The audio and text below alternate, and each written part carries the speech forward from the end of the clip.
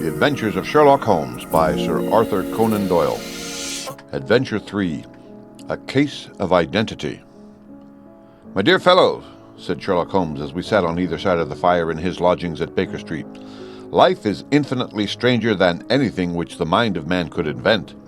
We would not dare to conceive the things which are really mere commonplaces of existence. If we could fly out of that window, hand in hand, hover over this great city, gently remove the roofs and peep in at the queer things which are going on, the strange coincidences, the plannings, the cross-purposes, the wonderful chains of events working through generations and leading to the most outre results, it would make all fiction with its conventionalities and foreseen conclusions most stale and unprofitable. And yet I am not convinced of it," I answered. "The cases which come to light in the papers are, as a rule, bald enough and vulgar enough. We have in our police reports realism pushed to its extreme limits, and yet the result is, it must be confessed, neither fascinating nor artistic. A certain selection and discretion must be used in producing a realistic effect," remarked Holmes. "This is wanting in the police report, where more stress is laid, perhaps, upon the platitudes of the magistrate than upon the details, which to an observer contain the vital essence of the whole matter. Depend upon it, there's nothing so unnatural as the commonplace." I smiled and shook my head. "I can quite understand your thinking so," I said. "Of course, in your position of unofficial advisor and helper to everybody who is absolutely puzzled, throughout 3 continents you are brought in contact with all that is strange and bizarre. But here," I picked up the morning paper from the ground, "let us put it to a practical test. Here is the first heading upon which I come, a husband's cruelty to his wife. There is half a column of print, but I know, without reading it, that it is all perfectly familiar to me. There is, of course, the other woman, the drink, the push, the blow, the bruise, the sympathetic sister or landlady. The crudest of writers could invent nothing more crude." "Indeed, your example is an unfortunate one for your argument," said Holmes, taking the paper and glancing his eye down it. "This is the Dundas separation case, and, as it happens, I was engaged in clearing up some small point in connection with it. The husband was a teetotaler, there was no other woman, and the conduct complained of was that he had drifted into the habit of winding up every meal by taking out his false teeth and hurling them at his wife, which, you will allow, is not an action likely to occur to the imagination of the average storyteller. Take a pinch of snuff, Doctor, and acknowledge that I have scored over you in your example." He held out his snuff-box of old gold, with a great amethyst in the center of the lid. Its splendor was in such contrast to his homely ways and simple life that I could not help commenting upon it. "Ah," said he, "I forgot that I had not seen you for some weeks. It is a little souvenir from the King of Bohemia in return for my assistance in the case of the Irene Adler papers." "And the ring?" I asked, glancing at a remarkable brilliant which sparkled upon his finger. "It was from the reigning family of Holland, though the matter in which I served them was of such delicacy that I cannot confide it even to you, who have been good enough to chronicle 1 or 2 of my little problems." "And have you any on hand just now?" I asked with interest. "Some 10 or 12, but none which present any feature of interest. They are important, you understand, without being interesting. Indeed, I have found that it is usually in unimportant matters that there is a field for the observation and for the quick analysis of cause and effect which gives the charm to an investigation. The larger crimes are apt to be the simpler, for the bigger the crime, the more obvious, as a rule, is the motive. In these cases, save for one rather intricate matter which has been referred to me from Marseille, there is nothing which presents any features of interest. It is possible, however, that I may have something better before very many minutes are over, for this is one of my clients, or I am much mistaken." He had risen from his chair and was standing between the parted blinds, gazing down into the dull, neutral-tinted London street. Looking over his shoulder, I saw that on the pavement opposite there stood a large woman with a heavy fur boa around her neck and a large curling red feather in a broad-brimmed hat which was tilted in a coquettish Duchess of Devonshire fashion over her ear. From under this great panoply she peeped up in a nervous, hesitating fashion at our windows, while her body oscillated backward and forward with her fingers budgeting over her glove buttons. Suddenly, with a plunge, as of the swimmer who leaves the bank, she hurried across the road, and we heard a sharp clang of the bell. "I have seen those symptoms before," said Holmes, throwing his cigarette into the fire. "Oscillation upon the pavement always means an affaire de coeur.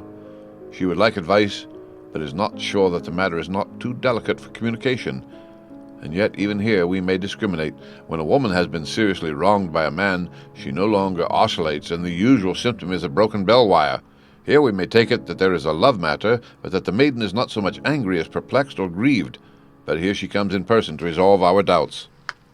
As he spoke, there was a tap at the door, and the boy in buttons entered to announce Miss Mary Sutherland, while the lady herself loomed behind his small black figure like a full-sailed merchantman behind a tiny pilot boat. Sherlock Holmes welcomed her with the easy courtesy for which he was remarkable, and having closed the door and bowed her into an armchair, he looked her over in the minute and yet abstracted fashion which was peculiar to him. "Do you not find," he said, "that with your short sight it is a little trying to do so much typewriting?" "I did at first," she answered, "but now I know where the letters are without looking." Then suddenly, realizing the full purport of his words, she gave a violent start and looked up with fear and astonishment upon her broad, good-humored face. "You've heard about me, Mr. Holmes," she cried. "Else, how could you know all that?" "Never mind," said Holmes, laughing. "It is my business to know things. Perhaps I have trained myself to see what others overlook. If not, why should you come to consult me?" "I come to you, sir, because I heard of you from Mrs. Etheridge, whose husband you found so easy when the police and everyone had given him up for dead. Oh, Mr. Holmes, I wish you would do as much for me. I'm not rich, but still I have 100 a year in my own right, besides the little that I make by the machine, and I would give it all to know what has become of Mr. Hosmer Angel." "Why did you come away to consult me in such a hurry?" asked Sherlock Holmes, with his fingertips together and his eyes to the ceiling. Again a startled look came over the somewhat vacuous face of Miss Mary Sutherland. "Yes, I did bang out of the house," she said, "for it made me angry to see the way in which Mr. Windibank, that is, my father, took it all. He would not go to the police, and he would not go to you, and so at last, as he would do nothing and kept on saying that there was no harm done, it made me mad, and I just on with my things and came right away to you." "Your father," said Holmes. "Your stepfather, surely, since the name is different." "Yes, my stepfather. I call him father, though it sounds funny, too, for he is only 5 years and 2 months older than myself." "And your mother is alive?" "Oh, yes, mother is alive and well. I wasn't best pleased, Mr. Holmes, when she married again so soon after father's death, and a man who was nearly 15 years younger than herself. Father was a plumber in the Tottenham Court Road, and he left a tidy business behind him, which mother carried on with Mr. Hardy, the foreman. But when Mr. Windibank came, he made her sell the business, for he was very superior, being a traveller in wines. They got £4,700 for the goodwill and interest, which wasn't near as much as father could have got if he had been alive." I had expected to see Sherlock Holmes impatient under this rambling and inconsequential narrative, but, on the contrary, he had listened with the greatest concentration of attention. "Your own little income," he asked, "does it come out of the business?"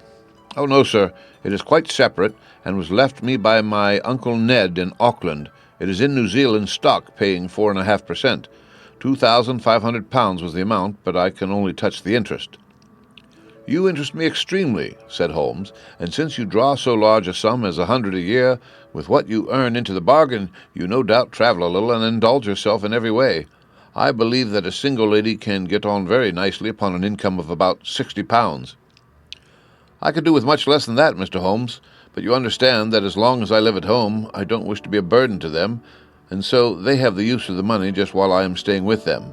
Of course, that is only just for the time.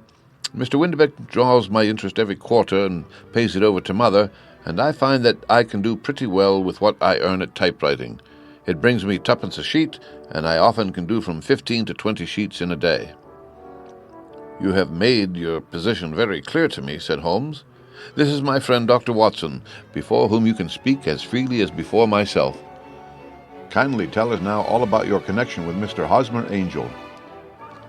A flush stole over Miss Sutherland's face, and she picked nervously at the fringe of her jacket. "I met him first at the gas-fitters' ball," she said. "They used to send father tickets when he was alive, and then afterwards they remembered us and sent them to mother. Mr. Windibank did not wish us to go. He never did wish us to go anywhere. He would get quite mad if I wanted to go as to join a Sunday school treat. But this time I was set on going, and I would go, for what right had he to prevent?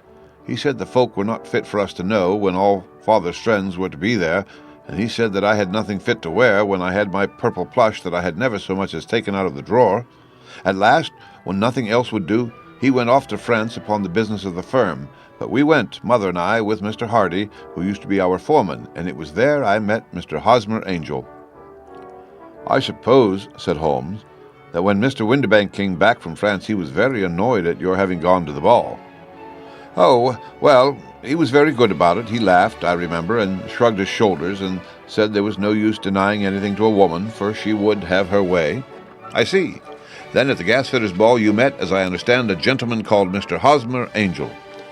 Yes, sir, I met him that night, and he called next day to ask if we had got home all safe, and after that we met him, that is to say, Mr. Holmes, I met him twice for walks.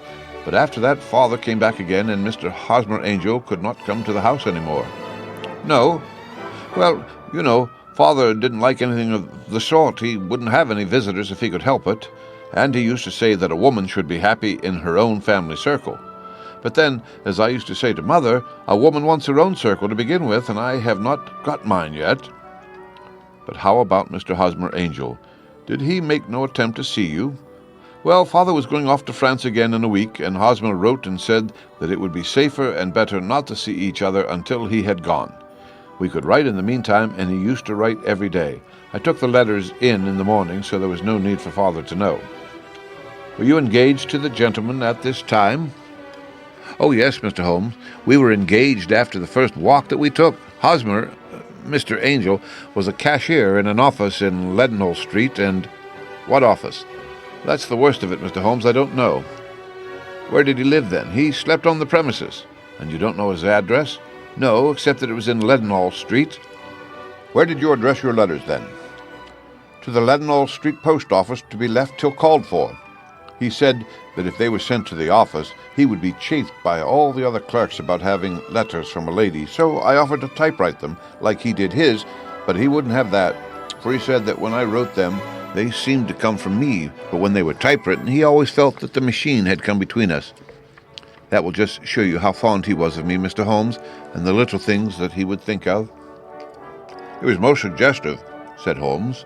It has been an axiom of mine that the little things are infinitely the most important. Can you remember any other little things about Mr. Hosmer Angel?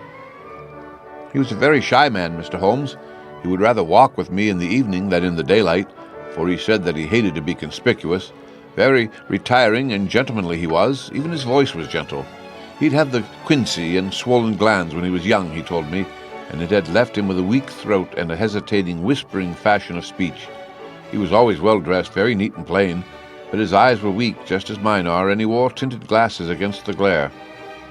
Well, and what happened when Mr. Windibank, your stepfather, returned to France? Mr. Hosmer Angel came to the house again, and proposed that we should marry before Father came back. He was in dreadful earnest, and made me swear with my hands on the testament that whatever happened, I would always be true to him. Mother said he was quite right to make me swear, and that it was a sign of his passion. Mother was all in his favor from the first, and was even fonder of him than I was. Then, when they talked of marrying within the week, I began to ask about Father, but they both said never to mind about Father, but just to tell him afterwards, and Mother said she would make it all right with him. I didn't quite like that, Mr. Holmes. It seemed funny that I should ask his leave, as he was only a few years older than me, but I didn't want to do anything on the sly, so I wrote to Father at Bordeaux, where the company has its French offices, but the letter came back to me on the very morning of the wedding. It missed him then. Yes, sir, for he had started to England just before it arrived. That was unfortunate. Your wedding was arranged then for the Friday. Was it to be in church? Yes, sir, but very quietly. It was to be at St. Saviour's near King's Cross, and we were to have breakfast afterwards at the St. Pancras Hotel. Hosmer came for us in a hansom, but as there were two of us, he put us both into it and stepped himself into a four-wheeler, which happened to be the only other cab in the street. We got to the church first, and when the four-wheeler drove up, we waited for him to step out, but he never did. And when the cabman got down from the box and looked, there was no one there. The cabman said that he could not imagine what had become of him, for he had seen him get in with his own eyes. That was last Friday, Mr. Holmes, and I have never seen or heard anything since then to throw any light upon what became of him. It seems to me that you have been very shamefully treated, said Holmes. Oh, no, sir.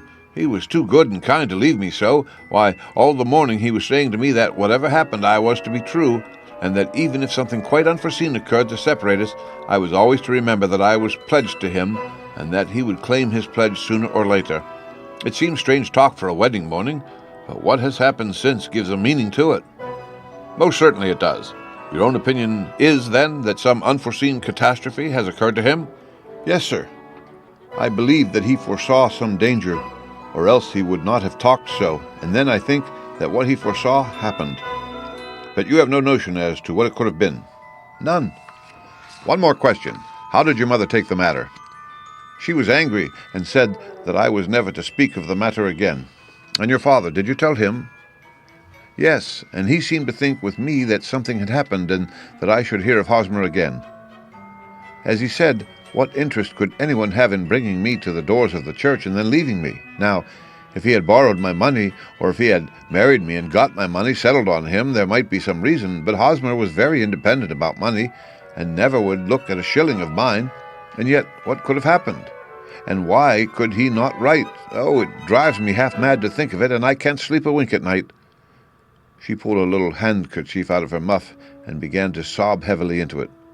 I shall glance into the case for you, said Holmes, rising, and I have no doubt that we shall reach some definite result.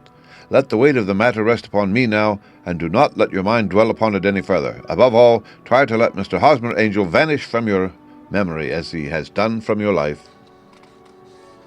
Then you don't think I'll see him again? I fear not. Then what has happened to him? You will leave that question in my hands. I should like an accurate description of him and any letters of his which you can spare. I advertised for him in last Saturday's Chronicle, said she. Here is the slip, and here are 4 letters from him. Thank you. And your address? Number 31 Lion Place, Camberwell. Mr. Angel's address you never had, I understand. Where is your father's place of business? He travels for Westhos and Marbank, the great Claret importers of Fenchurch Street. Thank you. You have made your statement very clearly. You will leave the papers here, and remember the advice which I have given you. Let the whole incident be a sealed book, and do not allow it to affect your life. You are very kind, Mr. Holmes, but I cannot do that. I shall be true to Hosmer. He shall find me ready when he comes back. For all the preposterous hat and the vacuous face, there was something noble in the simple faith of our visitor which compelled our respect. She laid her little bundle of papers upon the table and went her way with a promise to come back again whenever she might be summoned. Sherlock Holmes sat silent for a few minutes with his fingertips still pressed together, his legs stretched out in front of him, and his gaze directed upward to the ceiling. Then he took down from the rack the old and oily clay pipe, which was to him as a counselor, and, having lit it, he leaned back in his chair with the thick blue cloud wreaths spinning up from him, and a look of infinite languor in his face. Quite an interesting study, that maiden, he observed. I found her more interesting than her little problem, which, by the way, is rather a trite one. You will find parallel cases if you consult my index, in Andover in '77, and there was something of the sort at The Hague last year. Old as is the idea, however, there were 1 or 2 details which were new to me, but the maiden herself was most instructive. You appeared to read a good deal upon her which was quite invisible to me, I remarked. Not invisible, but unnoticed, Watson. You did not know where to look, and so you missed all that was important. I can never bring you to realize the importance of sleeves, the suggestiveness of thumbnails, or the great issues that may hang from a bootlace. Now, what did you gather from that woman's appearance? Describe it. Well, she had a slate-colored, broad-brimmed straw hat with a feather of a brickish red. Her jacket was black, with black beads sewn upon it, and a fringe of little black jet ornaments. Her dress was brown, rather darker than coffee color, with a little purple plush at the neck and sleeves. Her gloves were grayish and were worn through at the right forefinger. Her boots I didn't observe. She had small, round, hanging gold earrings and a general air of being fairly well-to-do in a vulgar, comfortable, easy-going way. Sherlock Holmes clapped his hands softly together and chuckled. "'Pon my word, Watson, you are coming along wonderfully. You have really done very well indeed. It is true that you have missed everything of importance, but you have hit upon the method, and you have a quick eye for color. Never trust to general impressions, my boy, but concentrate yourself upon details. My first glance is always at a woman's sleeve. In a man, it is better, perhaps, first to take the knee of the trouser. As you observe, this woman had plush upon her sleeves, which is a most useful material for showing traces. The double line a little above the wrist where the typewriter presses against the table was beautifully defined. The sewing machine of the hand type leaves a similar mark, but only on the left arm, and on the side of it farthest from the thumb instead of being right across from the broadest part, as this was. I then glanced at her face, and observing the dint of a pince-nez at either side of her nose, I ventured a remark upon short sight and typewriting which seemed to surprise her. It surprised me, but surely it was obvious. I was then much surprised and interested on glancing down to observe that, though the boots which she was wearing were not unlike each other, they were really odd ones, the one having a slightly decorated toe cap and the other a plain one. One was buttoned only in the 2 lower buttons out of 5, and the other at the 1st, 3rd, and 5th. Now, when you see that a young lady, otherwise neatly dressed, has come away from home with odd boots half-buttoned, it is no great deduction to say that she came away in a hurry. "And what else?" I asked, keenly interested, as I always was, by my friend's incisive reasoning. I noted in passing that she had written a note before leaving home, but after being fully dressed. You observed that her right glove was torn at the forefinger, but you did not apparently see that both glove and finger were stained with violet ink. She had written in a hurry and dipped her pen too deep. It must have been this morning, or the mark would not remain clear upon the finger. All this is amusing, though rather elementary, but I must go back to business, Watson. Would you mind reading me the advertised description of Mr. Hosmer Angel? I held the little printed slip to the light. "Missing," it said, "on the morning of the 14th. A gentleman named Hosmer Angel, about 5 feet 7 inches in height, strongly built, sallow complexion, black hair, a little bald in the center, bushy, black side whiskers and mustache, tinted glasses, slight infirmity of speech, was dressed when last seen in a black frock coat faced with silk, black waistcoat, gold Albert chain, and grey Harris tweed trousers with brown gaiters over elastic-sided boots. Known to have been employed in an office in Leadenhall Street. Anybody bringing—" "That will do," said Holmes. "As to the letters," he continued, glancing over them, "they are very commonplace. Absolutely no clue in them to Mr. Angel, save that he quotes Balzac once. There was one remarkable point, however, which will no doubt strike you. They are typewritten," I remarked. "Not only that, but the signature is typewritten. Look at the neat little Hosmer Angel at the bottom. There's a date, you see, but no superscription except Leadenhall Street, which is rather vague. The point about the signature is very suggestive. In fact, we may call it conclusive." "Of what?" "My dear fellow, is it possible that you do not see how strongly it bears upon the case?" "I cannot say that I do, unless it were that he wished to be able to deny his signature if an action for breach of promise were instituted." "No, that was not the point. However, I shall write 2 letters which should settle the matter. One is to a firm in the city, the other is to the young lady's stepfather, Mr. Windibank, asking him whether he could meet us here at 6 o'clock tomorrow evening. It is just as well that we should do business with the male relatives. And now, Doctor, we can do nothing until the answers to those letters come, so we may put our little problem upon the shelf for the interim." I had had so many reasons to believe in my friend's subtle powers of reasoning and extraordinary energy in action that I felt he must have some solid grounds for the assured and easy demeanor with which he treated the singular mystery which he had been called upon to fathom. Once only had I known him to fail, in the case of the King of Bohemia and of the Irene Adler photograph. But when I looked back to the weird business of the sign of 4 and the extraordinary circumstances connected with the study in scarlet, I felt that it would be a strange tangle indeed which he could not unravel. I left him then, still puffing at his black clay pipe, with the conviction that when I came again on the next evening, I would find that he held in his hands all the clues which would lead up to the identity of the disappearing bridegroom of Miss Mary Sutherland. A professional case of great gravity was engaging my own attention at the time, and the whole of the next day I was busy at the bedside of the sufferer. It was not until close upon 6 o'clock that I found myself free and was able to spring into a hansom and drive to Baker Street, half afraid that I might be too late to assist at the denouement of the little mystery. I found Sherlock Holmes alone, however, half asleep, with his long, thin form curled up in the recesses of his armchair. A formidable array of bottles and test tubes with the pungent, cleanly smell of hydrochloric acid told me that he had spent his day in the chemical work which was so dear to him. "Well, have you solved it?" I asked as I entered. "Yes. It was the bisulfate of baryta." No, the mystery," I cried. "Oh, that! I thought of the salt that I have been working upon. There was never any mystery in the matter, though, as I said yesterday, some of the details are of interest. The only drawback is that there is no law, I fear, that can touch the scoundrel. Who was he, then, and what was his object in deserting Miss Sutherland? The question was hardly out of my mouth, and Holmes had not yet opened his lips to reply, when we heard a heavy footfall in the passage and a tap at the door. "This is the girl's stepfather, Mr. James Windibank," said Holmes. "He has written to me to say that he would be here at 6. Come in."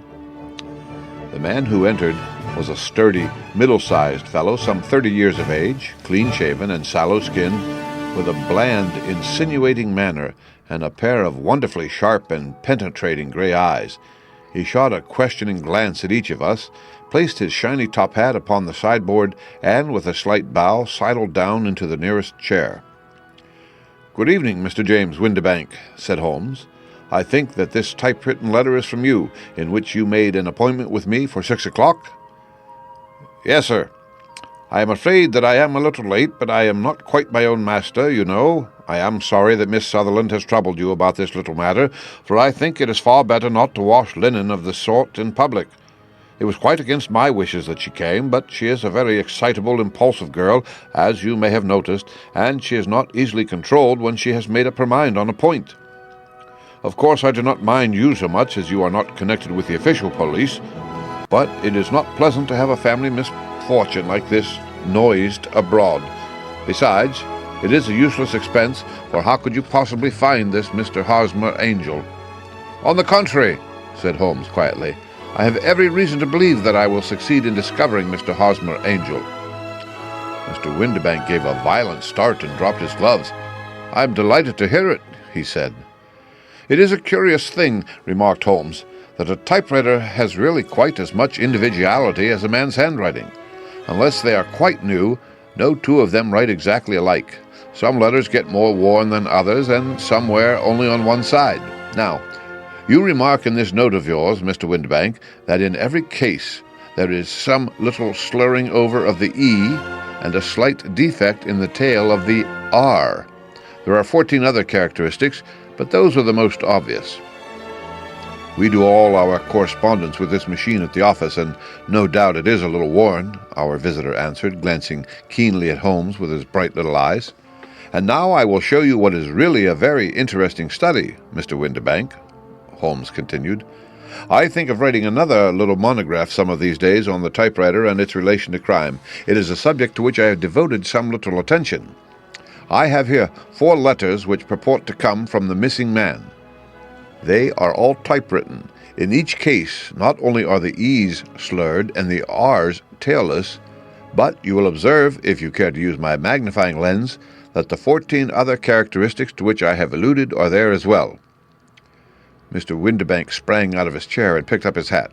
"I cannot waste time over this sort of fantastic talk, Mr. Holmes," he said. "If you can catch the man, catch him, and let me know when you have done it." "Certainly," said Holmes, stepping over and turning the key in the door. "I'll let you know, then, that I have caught him." "What?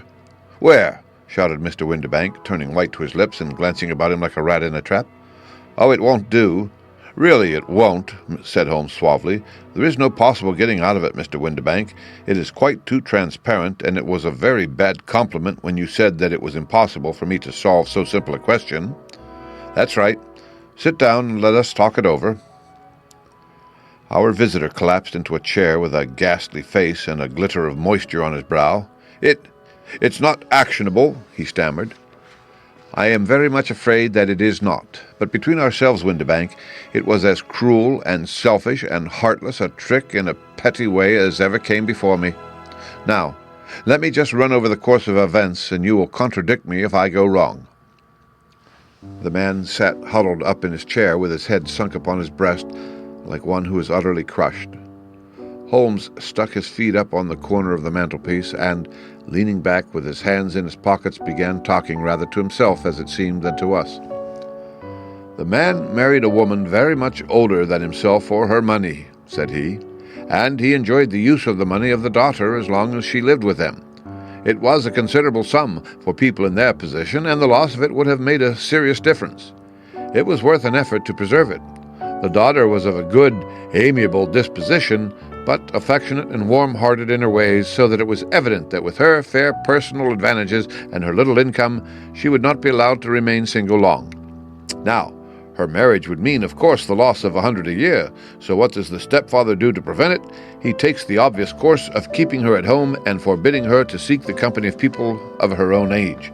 But soon he found that that would not answer forever. She became restive, insisted upon her rights, and finally announced her positive intention of going to a certain ball. What does her clever stepfather do then? He conceives an idea more creditable to his head than to his heart.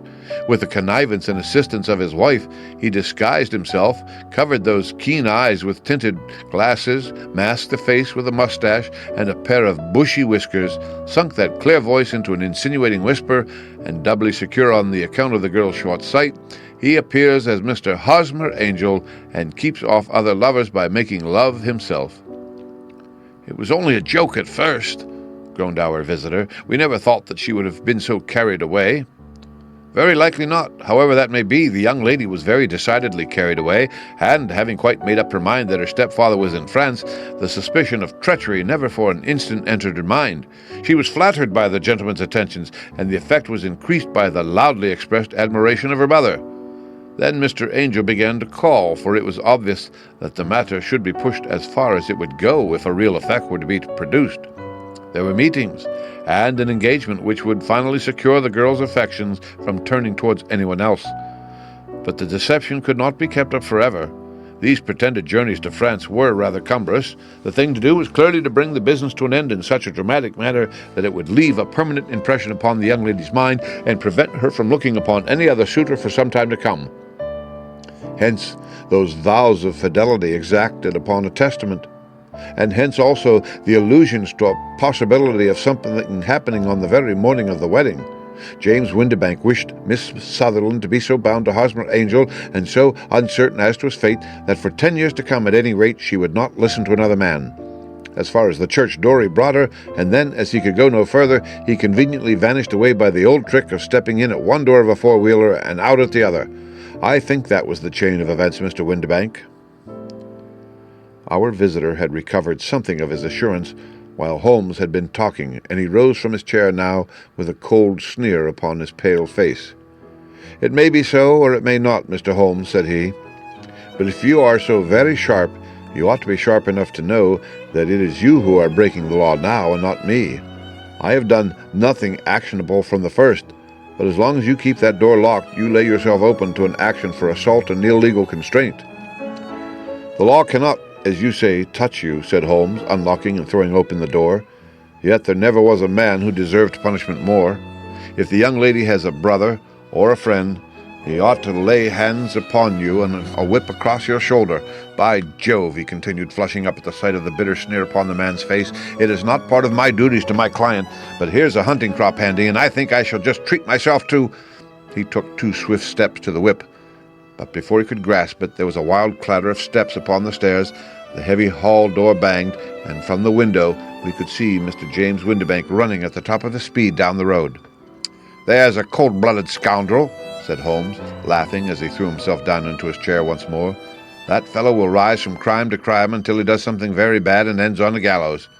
The case has, in some respects, been not entirely devoid of interest."